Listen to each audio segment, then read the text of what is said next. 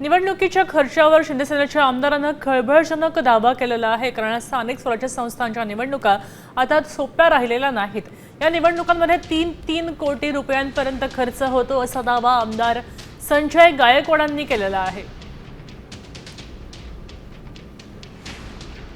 आता का जिल्हा परिषद, पंचायत समिती, नगरपालिका निवडणुका सोप्या राहिल्यात? 1-2 कोटी, 3 कोटी, काही ठिकाणी 100 बोकडे एका धनाकून।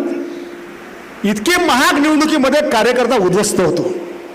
आणि म्हणून प्रामाणिकपणे आमची पण इच्छा आहे की जे धोरण चिखलीचं ठरल, जे मलकापूरचं ठरल, जे खामगावचं ठरल, तेच धोरण जर बुलढाण्यात ठरत असेल तर आम्ही युतीला तयार आहोत।